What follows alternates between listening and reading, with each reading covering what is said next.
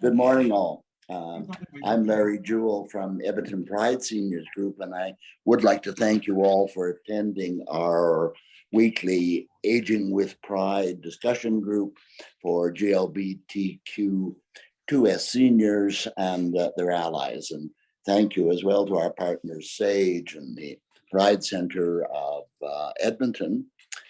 Before I introduce our speaker, I want to acknowledge that we are located on Treaty 6 territory and respect the history, languages, and cultures of First Nations, Métis, Inuit, and all First Peoples of Canada, whose presence continues to enrich our community. Further, I must let you know that this session is being recorded for future use on our YouTube channel. If you don't wish your image to be recorded, please just close your video link. Our speaker today is Eric Storey from Edmonton Pride Seniors Group and a host of other seniors serving organizations. Eric has a long and distinguished history both in business and in volunteerism, notably working with seniors, gender and sexual minority groups, and at-risk and in-care youth, for which he has been awarded the Queen's Golden Jubilee Medal and the Alberta, I apologize, Centennial Medal. He'll speak today on scams and frauds, a topic, unfortunately, of increasing importance to all of us. So thank you very much for joining us today, Eric. Okay, I'll start my sharing my screen here, and we should be ready to go. So I'm presenting. I was part of a group called the Seniors Financial Empowerment Network, and I'll just give a couple of minutes, a brief introduction of that. There were a few social workers who were dealing with seniors, and we got together and started to chat about some of the regular issues that we saw seniors facing that we were providing help with. So we decided to come up with a group of modules to address some of those issues, and with the objective of the modules being somewhere around 40-45 minutes in length and standalone. So you could select one, or you could say I want one every 2 weeks or something like that. And what they were intended to do was create a conversation around the subject matter. And the folks that were involved, SAGE, the City of Edmonton, United Way, Center for Public Legal Education, and so on, all people that were providing help to seniors. And I think one of the things that, so these are the modules. Me and My Money is about basic finance, pensions, Alberta Seniors Benefit, and so on. Me and My Helpers is when we need some assistance in making decisions or looking after our care, so personal directives, powers of attorney, etc. Inheritors is about wills. Me and My Place is about housing and the different housing options. And Me, Myself, and My Family is about setting safe boundaries around dealing with adult children and other folks who may want to come between you and what is rightfully yours. And finally, Me versus Them, which is what we're talking about this morning, is frauds and scams and how to recognize them and hopefully how to prevent them. So there's many topics overlap in these modules. Some of them, risk management, confidentiality, power of attorney, etc. So we try to keep the central focus on each one. So with that, we're going to talk about Me versus Them. And the first point I want to give is that we live in a very judgmental society, and it's how many times have you heard somebody say, oh, that wasn't very smart. What the heck were they thinking? How could they have possibly been fooled like that? All of those things are not helpful in the least. When I was doing social work at Sage, I would have a senior come into my office and the and would start with, I really don't know. I'm so embarrassed. I don't know who to talk to about this. I don't know how I could have been so stupid. And I knew right away where the conversation was going to go. So if somebody, and this is just in general, if somebody confides in you something that's going wrong in their life, please just say, I'm so sorry to hear that. How can I help you? How can I help you get in touch with the right people? Because that is the only thing that's of value. Asking them how stupid they are or how they could possibly fall for something like that adds no value to the conversation. So what we're going to be talking about is scams, frauds, and shady deals. And again, a lot of times people don't seek help because once they realize that something might have gone wrong, they're afraid of the judgment that's going to be coming. And knowledge is the key to preventing abuse. And the other thing, a lot of these frauds also start with the don't tell anybody. This is strictly between me and you. This is, I'm the bank inspector. You can't tell anybody about it. And I still remember when I was a kid, my mom would hang the washing, even though we had a dryer, my mom would hang the laundry out on the line.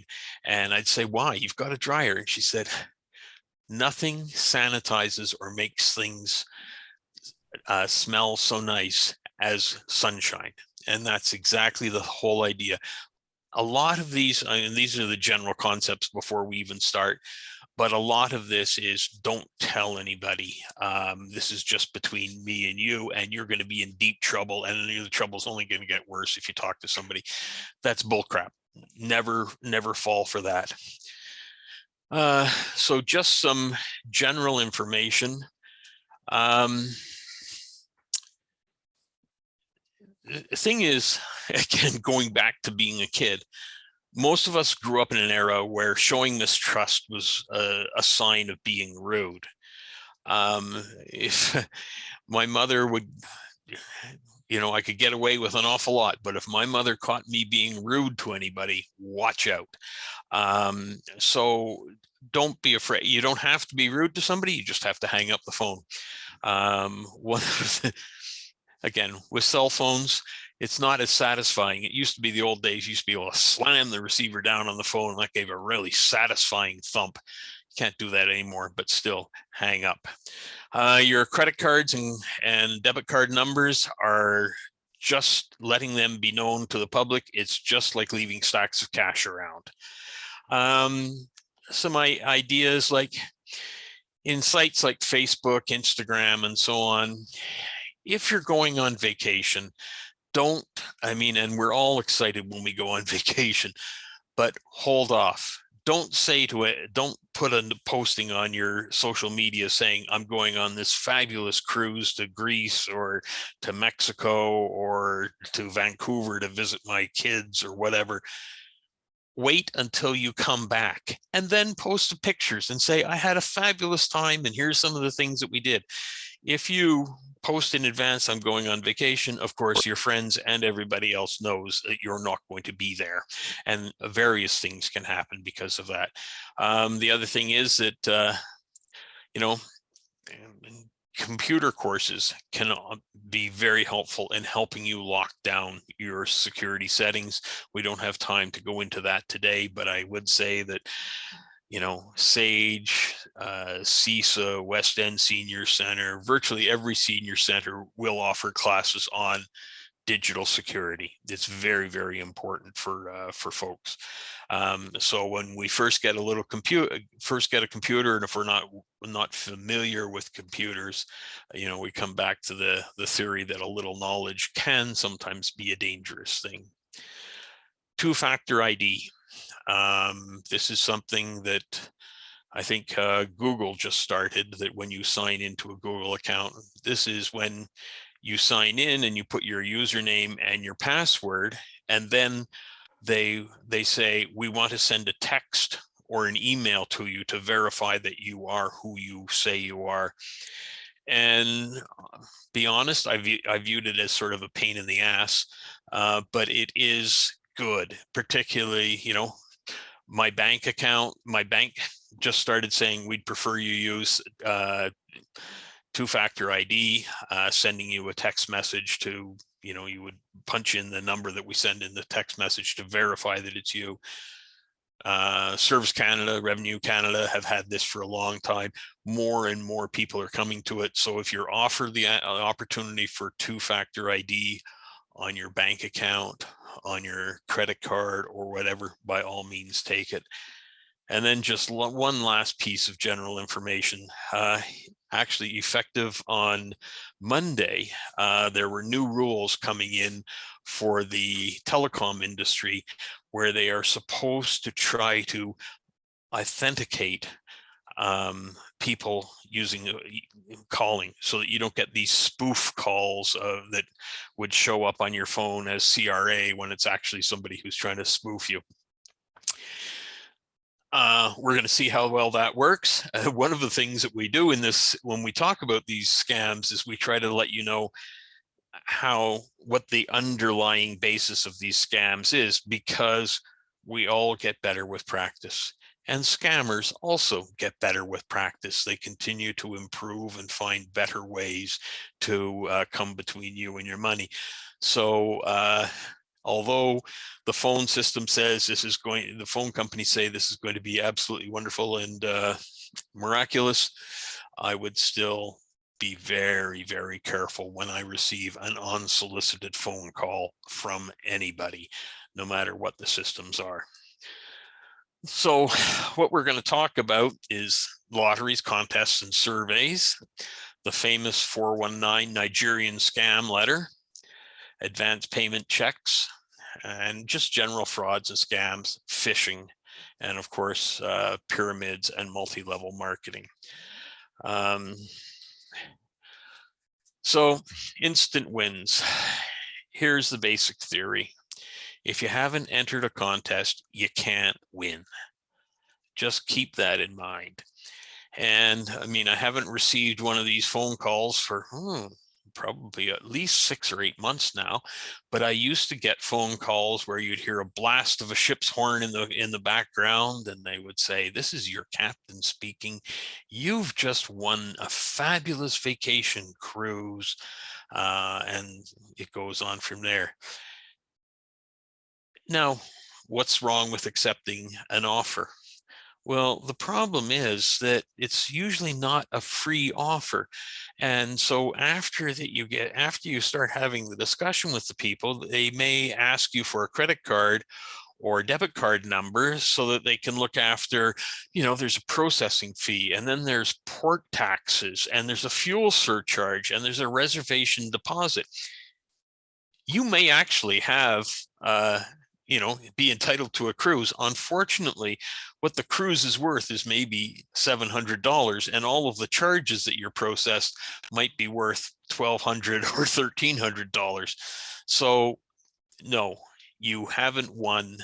If somebody phones you and says you've won a contest that you haven't entered, just hang up. Because once you've given your credit card number or your debit card number, you've got absolutely no control over how much is charged or how many times it's used or who it's passed on to. So please be very, very careful about that.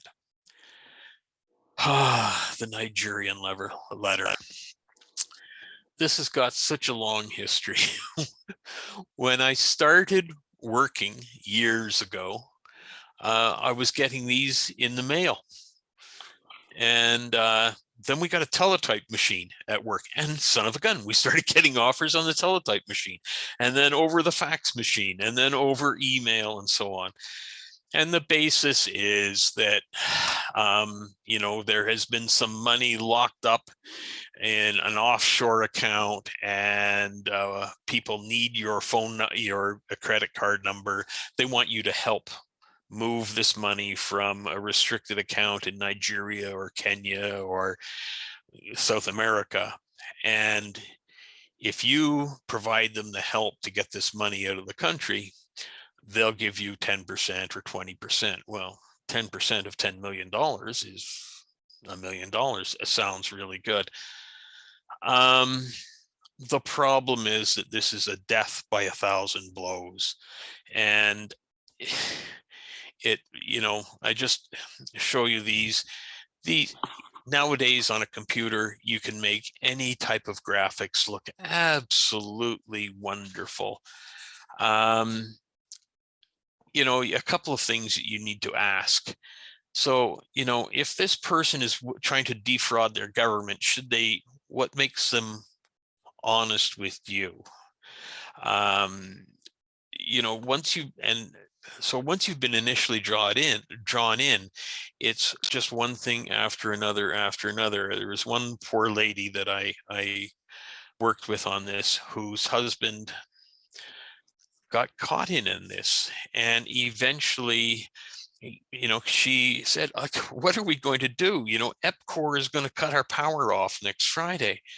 And he said, don't worry, I talked to my friend in Africa, and the money is going to be in our account on Thursday, or that sort of thing. Well, of course, it never came. Eventually, he had wired 175,000 to these people overseas, and they had to sell their house. Tragic, absolutely tragic. So be really, really careful with these. I need your help to move some gold or move some money or move some securities or whatever. It sounds very attractive, but it is simply not worth considering.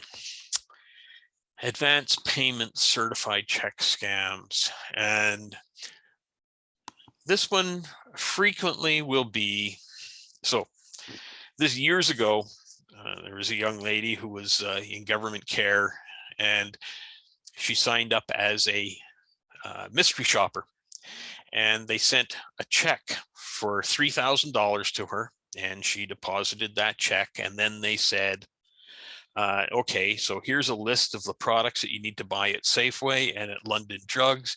Everything looked so professional. Go into those two stores, buy these products, and write up were they in stock? Did you have to ask for help? Were the store clerks helpful? And so on. And she got to keep the product, which was great.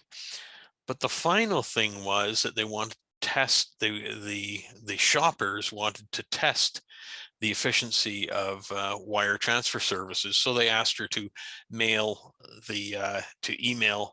the money back to them, to email the remaining portion, $2,500, back to them. And so she did. And the problem is that a lot of people, brought up, I don't know if this, but when you deposit a check, the bank usually holds your funds for 5 days to prove, so that check can clear, so that money is in your account. And then the bank will say, well, okay, you've deposited a check for $700. 5 days later, we've received that money from the other bank. So now we're going to release those funds, and you can start using that $700. Most people think that once that's happened, that they're free, that the bank has cleared that check and the money is there to use. Sadly, that's just 5 days is what the government says is the maximum amount of time they can hold your funds. If a check is fraudulently deposited, they have up to 7 years to come back on you. So what happened with this young lady was 2 or 3 months later, the Toronto Dominion Bank came back and said, hey, that check you deposited for $3,000? It took a long time, but finally it didn't clear. So you owe us $3,000. And she said, but I don't have that money. And they said, not a problem. We see that you're on financial services from the government of Alberta. We'll just take that money out of your account whenever money lands in your account. And so we had to do some negotiation. The theory of these is that it's usually not drawn on a bank, a well-known bank. It might be the Bank of Eastern Ireland or something like that. And you see those coding numbers on the bottom. Those coding numbers are intentionally randomized so that the check cannot be cleared through the automatic system. It needs to be cleared manually. And if it's overseas, then it can take some time. The basis of this, so that's why I wanted to explain what happens with this, because it's used many times. One of the kids that I was mentoring bought a brand new Apple computer, had it for a day and decided, no, it was too expensive. I don't want it. He listed it on Kijiji, and not knowing too many, things like this, he had bought it for, I forget what, $1,500. So he listed it for $1,500. Now we all know that a computer is sort of like a car. The moment you turn it on, it's not worth as much money. He listed it on Kijiji at about 2 o'clock in the morning. By 4 o'clock in the morning, he had gotten a message, I want your computer, I will buy it. Somebody will arrive at, if you give me your address, somebody will come to your address tomorrow morning with a certified check for the full amount, and you give them your computer and he'll give you your check, and you're laughing, right? Of course, fortunately, he asked me about this first, but it was a deal that was too good to be true. You sell a computer for what you bought it for. And even my brother had a van with a wheelchair lift for his mother-in-law. And after they no longer needed the van, he listed it on Kijiji. He got a call, a text message from Calgary. I want the van. The list price is $4,000. I will pay for $4,000 for it. Somebody will come tomorrow with a certified check and pick up the van. No road test, no quibble, no quibbling about the condition of the van, no nothing. Again, it was going to be a certified check. Unfortunately, we can't trust certified checks anymore, either for advance payment like this or for picking up goods immediately. CRA, our favorite one. Canada, we get threatening. The good news is, in the olden days, and I remember the olden days, I got a call, this is probably 40 years ago, I got a call from CRA, and they were downright, and it was a real call from CRA, they were downright nasty. I had made a mistake on my taxes, and they said, you need to fix it now. And they were quite abusive. The good news is they're not allowed to do that anymore. Nobody from CRA is allowed to abuse you, first thing. So threatening calls that, you need to look after this right now, or the police will be at your house in half an hour to arrest you. The answer before hanging up the phone should be, good thing, I'll put on the kettle and wait for them. That's not going to happen. For CRA to take any action, it has to be, because it's a legal process. They need to notify you in writing what's wrong. They need to tell you what is expected to correct it. They need to tell you how much time you have to do it, and so on. So please never be pressured when there's a phone call from the CRA. The other thing is that, as this example, Canada Revenue Agency has sent you an indirect transfer. Click here to deposit your income tax return. Well, isn't that interesting? No, CRA will not do that. They will either mail you a check, or if you have previously set up directly with them a bank account information, then they will direct deposit or take a payment from there. So any text that you, or emails that you get from this, when they request your SIN, when they're calling you or they're communicating with you, they have all your information. So they should not be asking you for your social insurance number, That's really it. But this one, particularly around the springtime, after people have submitted their taxes and they're waiting for their refund, boy, oh boy, there's an awful lot of these text messages that show up. So never be threatened over the phone. If it happens, just hang up. You have, if CRA is legitimately trying to get in touch with you, there is a defined legal process that they need to go through. They will certainly never send the police to your door to arrest you. All sorts of wonderful things. These are just general ones, but actually just yesterday I got a text saying you've received an e-transfer, reply info for details. I didn't know anybody was going to send me an e-transfer, so I ignored it. Another one, there's a problem with your TD statement, click on this link. So many of these that, again, count on you're going to reply to them, at which point they can start getting more information from you. So, just ignore them. Absolutely ignore them. If somebody owes you money, you can phone them and say, hey, did you send an e-transfer to me? But I mean, again, this is one of those things, if it sounds too good, out of the blue, somebody is sending me money. If it sounds too good to be true, it's probably too good to be true. So other one, payment has failed. Please update your banking info. Boy, it'd be nice to give somebody your bank account and PIN number, wouldn't it? A friend has invited you to learn about cryptocurrency. All sorts of wonderful, wonderful things. Computer virus and repair and virus removal. Got a call from Microsoft saying we've identified a problem on your computer. Please give us access and we will resolve the problem for you. Stop and think for a minute. How many billions of computers in the world are running Microsoft software? And out of all of those billions of computers, they've identified yours and they've reached out.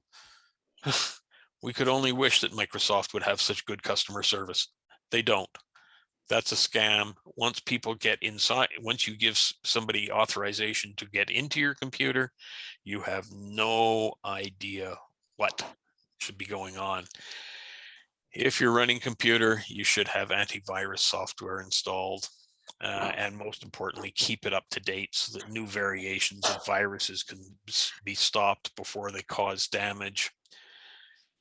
A sudden pop-up may appear on your computer that your computer has been infected. All your files have been locked, and don't turn off your computer, but call the number right away. And if you call that number, you'll have to provide a credit card number and give them permission to remotely control your computer. Again, it's disastrous. And one of the things that I've been told is that sometimes these pop-up messages occur on websites that you might not want anybody to know that you're viewing that website. So again, it comes down into that secrecy area. You've been caught on this porn website and so on. If this happens, the best case scenario is just shut off your computer. It may be legitimately that they've locked your files. 9 times out of 10, it's not. They're going after big fish like corporations. And if that is the case, if they've really locked your files, well, then we've got another problem that you might want to go to a legitimate computer specialist to have it resolved. But it's never let anybody who is calling you have access to your computer. If you are calling Microsoft or if you're calling TELUS or Shaw about something on your computer, they may want access to your computer. You may grant them access, but at least you know who you're talking to. You initiated the call. You're not responding to somebody who called from you. Jobs and employment. Again, this is has been a big issue now, particularly with COVID, people looking to pick up extra money. There can be people have charged finder's fees of up to $5,000. Particularly, the scammers really seem to focus in on new immigrant communities. Again, with immigration scams as well, this is Canada immigration. We know that you're here illegally and you need to pay us immediately or we'll do something else to you. So no employer should be asking you to pay in advance to become an employee of that company. No agency, a legitimate agency who is legitimately dealing with employment, would be paid by the employer, not by you. Ignore them. I mentioned some of the text messages that I've received, but in addition to that, you get ads for services that promise to keep you up to date on news or sports, or offer a joke of the day by sending you a daily text for a low service fee. And $2 a day doesn't sound like very much, but that's $62 a month. And one of the problems is, of course, that in order to pay, they have your credit card or your debit card number. You have no idea where else that is going. So be very careful about signing up for paid subscription services. I mean, good Lord, Google provides me with more information, with more daily news than I ever want. I'm trying to figure out how to cut it out, not add more to it. So think about that. If you get a call from a number that you don't recognize, and sometimes it only rings once or there's no message left, there's sometimes a temptation to call back and say, were you calling me? What happened here? A couple of things. If somebody calls you and doesn't leave a message, that means that probably they're not interested in leaving a message. And why would that be?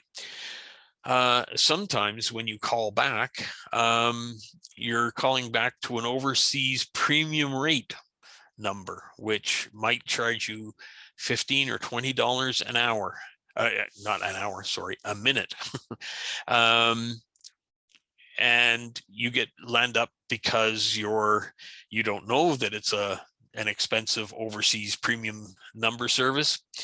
It can be, you can be on the phone for 5, 10, or 20 minutes until you figure out what's going on. And by that time, you've rung up a fairly significant bill. The final one on this is, can you hear me? Sometimes you get a call from somebody who says, can you hear me? And if you say yes, they have recorded on the phone you saying yes, which can be then slapped into any other modified recording of you showing that you approved of something. If somebody asks, can you hear me? You can always say, could you repeat that, please? Or I have heard you clearly. Stay away from saying yes. We're getting down there. The grandchild or the friend in trouble scam. Call at 2 o'clock in the morning. Grandpa, do you know who this is? And for me, yeah, okay, it's going to sound, or, if they're calling me grandpa, it must be one of my grandkids. So here's the problem. I'm in Mexico. We got arrested. I need $5,000 right away, or they're going to throw me in jail. Grandpa, you know what Mexican jails are like. Please send me this money right now. And of course, they're not. And, so that's one scenario, that they've been a traffic jam, they've been in a traffic accident or in Mexico or some other country, and they need to pay a fine. they will need to bribe a guard, their backpack, their luggage has been stolen, all of these things. And they will ask you to wire money, and money transfers can't be traced. So be careful. I have already told my grandchildren, if you get arrested and you're in jail at 2 o'clock in the morning, don't call me. That's your own damn fault. You won't be getting any money. No, seriously, you really need to, there's so many people. I just heard on the CBC 2 days ago about a lady in Manitoba who had been taken for $10,000. Exactly that type of scheme. Service or repairs, be aware that door-to-door salesmen. Alberta has introduced some legislation which allows you to reverse a contract, but it's, I mean, I've get a lot of, used to get a lot of people coming to the door telling me that, oh, my siding needs to be replaced, or I need to sign up for utility service, or I need to sign up for everything. If you need something, call and investigate yourself. Through the Edmonton Seniors Coordinating Council, there is a referral service. So you can phone 211 and say, hey, I live in the Otwell neighborhood and I need a plumber. And they'll say, well, what you need to do is call CISA, the Southeast Seniors Association, and they've got a list of contractors that they've reviewed. These contractors are licensed and bonded, and they will give you 3 names. Anything like that, be really careful. Somebody coming to you, again, if they're coming to you, they usually have got a better, it's going to be more profitable for them than it is for you. The bank inspector scheme is something, everything that's new is old, or everything that's new is old again, or everything that's old is new again. I don't know what, but this is something I heard about 50 years ago. And the idea is you get a call saying, this is the bank inspector for the Royal Bank or TD or whoever, and there's a problem with your account, and we suspect that the bank manager and the teller at your branch are in trouble. So what we need you to do is go and withdraw some money from your account, give it to us, and we will deposit it back. And that way we have a record, and we can identify the fraudulent activities that are being perpetrated by the teller or the bank manager. Sometimes they'll throw in that you're being suspected of money laundering. So you need to do this, otherwise you'll be charged with money laundering. Somebody's using your account to wash criminal funds. Again, don't fall for it. Don't fall for it. Don't fall for it. The bank inspectors don't need your help. They can hire police very, very easy. Again, that's one of the ones that an awful lot of seniors seem to get caught on. It's something that I never heard of it. If I heard about it 50 years ago, never heard about it again until about a year ago. And then suddenly I'm starting to hear again more and more and more. So anything that's money transferred, that's why the Western Union symbol is there. Don't transfer money by Western Union. It can't be traced. We're getting close to the end here, folks. Romance fraud.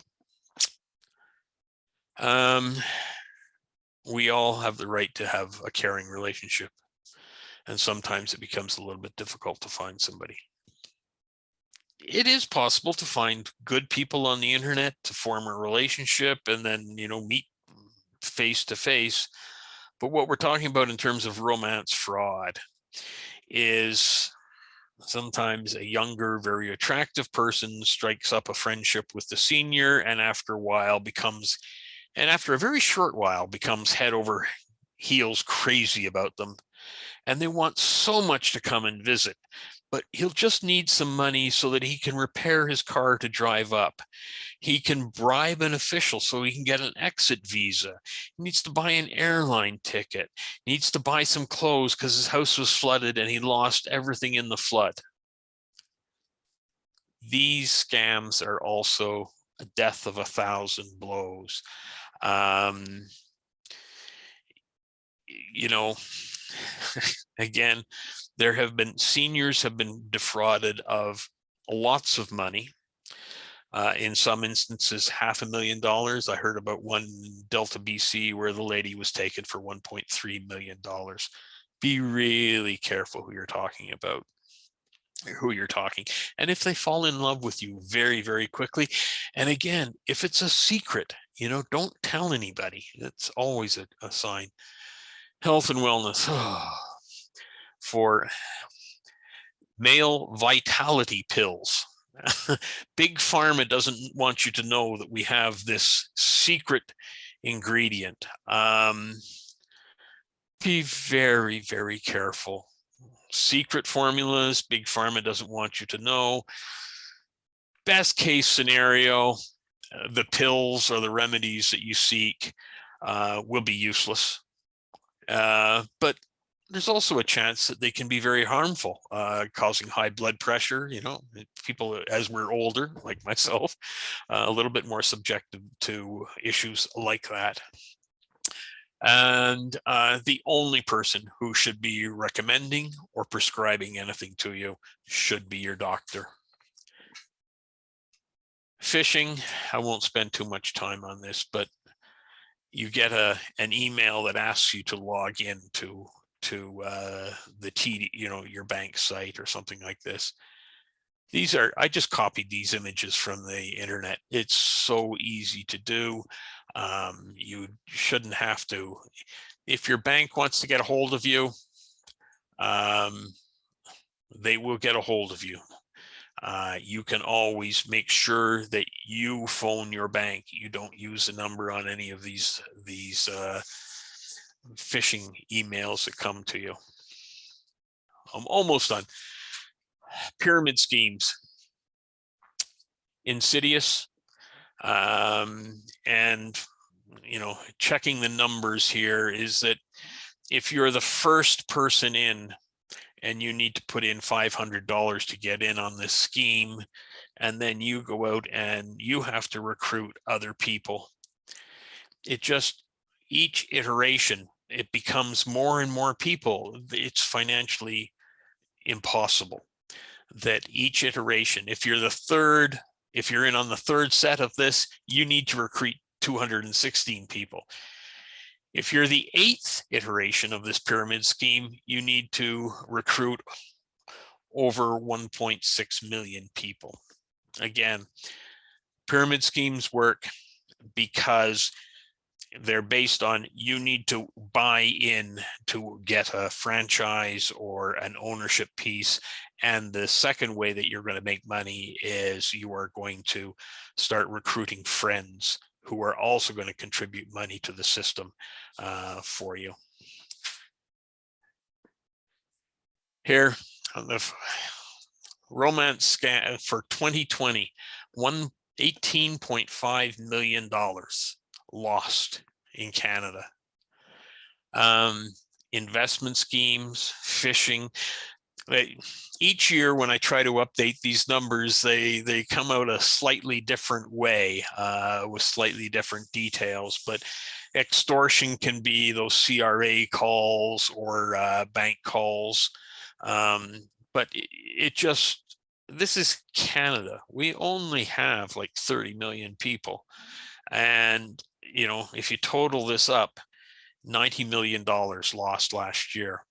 That's an awful lot of money, and it's generally from people who cannot afford to lose the money. So the only thing is that I can say is be suspicious. I know my mom would be upset if I was rude and suspicious to people, but that's the way we got to be nowadays. Guard your personal information. Always be careful if somebody is asking you to wire money, because that can't be traced, and it's virtually guaranteed to be a scam if you're being asked to wire money. The Canadian Anti-Fraud Center has got collects all of this information so that they can try to update what's going on in the various communities. You can read about the various that are being perpetrated there. And you can also report there so that it gives them better information. The Little Black Book of Scams, if you go there and read that, you'll see that that's where I grabbed some of the graphics from. So I think all I can do is say, please be careful. If you do get a situation that you feel a little bit uncomfortable about, talk to somebody, talk to a neighbor. SAGE, Seniors Association, has got a staff of wonderful volunteers and a staff of professional social workers. You can phone and say, I think I've got some trouble here. Can you please give me some guidance on it? And it will be, they'll help you.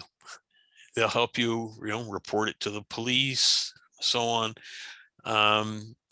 It's so important, particularly during the past COVID time when so much of our activity is online. We just need to be more mindful, more careful. I will shut up now. And if anybody has any questions, I think Larry or Jan will moderate any questions that might be directed to me. So go ahead. I will. Oh, thank you, Kim. If there are a very important subject, so we still got a few minutes for questions. So if there are any questions, either hold your hand up or use the chat box. Robert, I see Robert Clipperton. Thank you. This isn't a comment as a relating incident that happened with me that I could have fallen for. 2 or 3 years ago, I get an email. I'm involved in our local community association. I get an email from the president or past president, I don't remember which, saying, hey, we've got a supplier that needs to be paid, and it was like $1,800 or something. And Leah, the treasurer, is out of town, so I can't get a check. Could you put this on your Visa card? Which is something that if it was an organization, I would probably do. And I thought, well, Leah is out of town. But something in the tone of the email didn't sound right to me. So I said, well, could you give me a call? Well, no, I can't give you a call because I'm tied up in meetings till noon and this person needs to be paid this morning. Well, it turned out that the person who sent me the email was in Ottawa, and she had used her computer in a hotel to access the community association email accounts. Somebody therefore got into it and had the email addresses of everybody on the community association and access to the email chain. So knew that Leah, the treasurer, was out of town. So I thought that was a pretty sophisticated one, but if it hadn't been that it didn't sound like Catherine in the email, yep, I probably would have fallen for it. Absolutely. And thank you so much for bringing that up, Robert. I think actually MacEwan University got stung, I think last year or the year before. MacEwan University got stung for well over $1 million on exactly the same type of arrangement, a fraudulent method of processing payments. So, here's the email, I don't know what the hell's going wrong with your accounts payable, but, you owe us this money, go and talk to your treasurer, go and release this money right now to us, or we will, or we will. Fill in the blank after that. It's always an issue. Sorry, but thank you very much for bringing that one up, Robert. Eric, Pam Hoffman is asking whether you could repeat the Canadian anti-fraud site. Perhaps you could put it on the chat room, the connection to that. And I also have a question from Joan Whitecap. about whether there's any recourse to authorities when there's an obvious scammer on the phone or online. Is there any way that authorities can actually act on that to get them? Two things. The anti-fraud, I've already closed my PowerPoint, so unfortunately the link is on there. Just Google Canadian Anti-Fraud Center. I'm sorry, or I can email you a link to it afterwards, Pam. I apologize for that. For what can you do when you're on the line? There's really, unless you put the caller on hold and then dialed 911 right away, which, you know, they would probably hang up in the meantime. You know, a couple of things. One is that if you identify a scammer on the phone, the best thing to do is hang up immediately. You don't have to be rude. You can just hang up. When I get my daily call for duct cleaning, I always say, I'm not interested. Thank you very much. Goodbye. And before they have a chance to get back, again, when I was doing social work at Sage, one senior, she thought it was a fraud, but she stayed on the phone. And eventually she lost $5,000 because they were just so slick. And the more they talked, the more they sucked her in. So there's, you know, that aspect of it. Just hang up. Once, if you have been stuck, by all means, call the Edmonton police force immediately. Tell them what happened. So, you know, yeah, again, just hang up. The longer they have you on the line, the better chance they have of actually defrauding you. Aaron has a question on the chat room, which is asking not about the clearly illegal scams, but whether legal but predatory practices from well-known or big companies or so on. Do you have any thoughts about these? How do you spot things that a company might be legitimate, but the practices are predatory? It's really a topic for another whole session, I think. That, well, I'll give a short summary. I'll be really quick on that.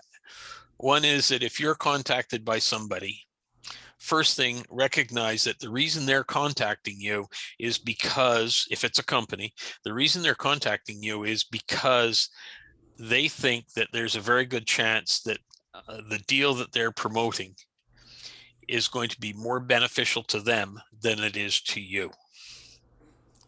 So just remember that part. The second part is, if it sounds too good to be true, it is too good to be true. And the third, and I'm going back to all of my basics, let the sunshine in. If you're being offered a deal, no matter what, talk to somebody. If you don't feel that anybody in your social circle has got the resources or can give you the information that you need, maybe call the police. You know, the police have got an inquiry line. You don't need to call 911. You can call the police inquiry line. You can call Sage. The social workers there would be happy to talk to you. Yeah, there's, again, that's one of the things that some companies are more legit than others. I just look at it when somebody gives me an offer. My basic assumption is that the reason they're offering it to me is because they stand to make a profit from it. And unfortunately, that's the way the world is. So haven't really answered, but sort of answered. Are there any, I don't see any further questions in the chat room, and I don't see anyone with the hand up. I'm going to ask a question. Eric, you talked about two-factor ID, and my understanding is there are now ways in which that can be compromised, in that the the text, the phone is diverted to their number from yours. Do you know anything about this? I don't. And the caution that I'm going to say is that for Service Canada, the CRA, my bank, my credit card, even Google, I have provided them with my phone number, the phone number that they are to use to do the second factor ID with me. So I log in, just this morning, I had to log into the CRA website because my installment is due to the 15th. Sorry, I'm whining. But I logged into the CRA website and they said, fine, we identify you. We are going to send a text to the phone number that you have provided us. And so I got the text on my phone, and I had to put that number into their website. So, the website came up, said, thanks for logging in. We are going to send a text to the phone number you're provided with. As soon as you get this text, please enter that number into this box here. So you're still on the same CRA website. That's all I know. I don't know anything about phishing those numbers, although it has to do with somehow calling the phone company and changing the other, with my understanding. But we're very close to noon. We have only 3 minutes. I see 2 people have their hands up. I think I've only time for one short question and a short answer. So Ace, you were the first person up. You get the last question. I really enjoy this presentation, and particularly it's easy to succumb to this. I was lucky enough that when we were offered to put a decal on our brand new truck when I was working, an F-150, that put a decal on to advertise somebody's business, they paid us $500 every month. So they sent us a check for $500 before they even sent us the decal. So I said, this is weird. So I went to the bank and I says, can you check on this check? And he says, good. He says, the bank manager came back and said, if I had deposited it or used any money out of it, I would be charged with fraud as well. Yep. Thank you. Thank you. Thank you for that observation. Yeah. Very Eric, important. as we're getting close, I just want to say thank you for what's really a most informative and a most important talk. I also want to thank Kim Marine for signing and technical assistance. And thanks again to all of you. There are obviously lots of questions, and I'm sorry that Robert, that I couldn't get to the last question. I hope that you can join us next week when Jan Schmitz and I will lead an open discussion, and we hope that all of you can give us feedback on the program thus far and share your ideas about where we should go for future talks. So thank you for that. I will give my usual reminder about the evaluation. Please and thanks. And I again will thank all of you. Thank Eric in particular for really an important talk. And Yes. I'll turn the meeting over to Kim, our host, and we'll see you next week. Bye, everybody. Thanks for listening. Bye. Bye-bye. Bye. Thanks. Till next week.